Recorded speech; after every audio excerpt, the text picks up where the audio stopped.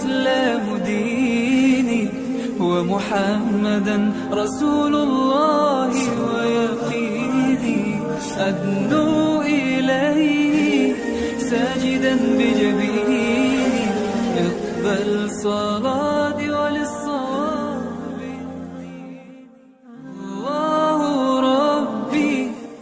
بسم اللہ الرحمن الرحیم.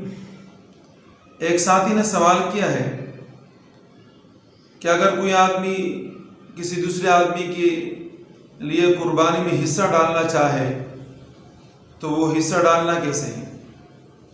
دیکھیں، اس میں سب سے پہلی بات تو یہ ہے کہ مثال کے طور پہ بڑے جانور ہیں جیسے کہ گائے ہیں، بیل ہے، بھینس ہے اور اونٹ ہے. اس میں 7 افراد شریک ہو سکتے ہیں. 7 افراد سے زیادہ آدمی اس میں شریک نہیں ہو سکتے. تو اگر 6 آدمی اس میں شریک ہیں اور 6 اسے انہوں نے ڈال دی، اور پھر یہ ہے کہ یہ 6 آدمی اپنے حصے کے تھوڑا تھوڑا پیسہ کر لیتے ہیں. مثال کے طور پہ 1000 ہر ایک کر لیتا ہے، 6000 روپے بن جاتے ہیں. اور پھر اس حساب سے یہ کسی 7ویں آدمی کے لیے حصہ ڈالنا چاہتے ہیں تو اس میں اس بات کا احتیاط کرنا ضروری ہے کہ یہ لوگ کیا کریں کہ 6000 روپے کو جمع کر کے کسی ایک آدمی کو ہبہ کر دیں، اور ہبہ کرنے کے بعد پھر وہ ایک آدمی کی طرف سے قربانی، یعنی 7ویں آدمی کی طرف سے وہ قربانی کر لیں. لیکن اس طرح کرنا کہ ایک آدمی 1000 روپے دے، وہ کہے کہ بھئی ایک حصے میں 1000 روپے کا شریک ہو رہا ہوں گا، دوسرا آدمی کہے کہ بھئی میں 1000 روپے کا شریک ہو رہا ہوں گا، تیسرا آدمی کہے کہ میں 1000 روپے کا شریک ہو رہا ہوں گا. اس صورت میں قربانی نہیں ہوگی، تو وہ 7ویں قربانی نہیں ہوگی. اسی طریقے سے بعض حضرات کیا کر لیتے ہیں کہ شریک ہوتے ہیں قربانی کے اندر. اب یہ ہے کہ شریک ہونے سے مراد کیا ہے کہ ہر ایک کی نیت اللہ رب العزت کی رضامندی کی ہو. لیکن اگر کسی آدمی کی نیت اللہ رب العزت کی رضامندی کی نہیں ہے تو بقایا کی قربانی بھی کیا ہو رہے گی؟ ضائع ہو رہے گی، ان کی قربانی بھی نہیں ہوگی.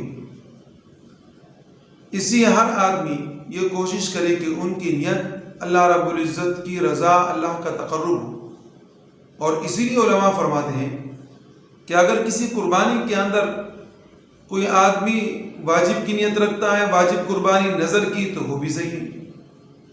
اسی طرح کوئی آدمی اس میں نفل کی نیت رکھتا ہے تو وہ بھی صحیح ہے. کوئی آدمی اگر اس میں عقیقہ کرنا چاہتا ہے قربانی کے حصے میں تو وہ بھی صحیح ہے. اسی کہ ہر ایک کا نیت اور ہر ایک کی مراد کیا ہے؟ تقرب الی اللہ، اللہ رب العزت کی قربت، اور وہ اس سے حاصل ہو سکتی ہے. تو اس صورت کے اندر تمام کے تمام حضرات کی قربانی درست ہوگی.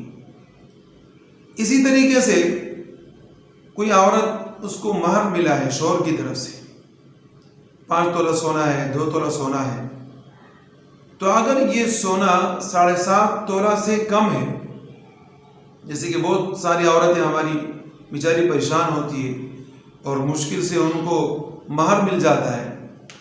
اب وہ مہر میں پھر وہ پریشان ہوتی ہے کہ ہم اس میں اگر قربانی کریں تو ہمارا تو سونا سارا ختم ہو جائے گا.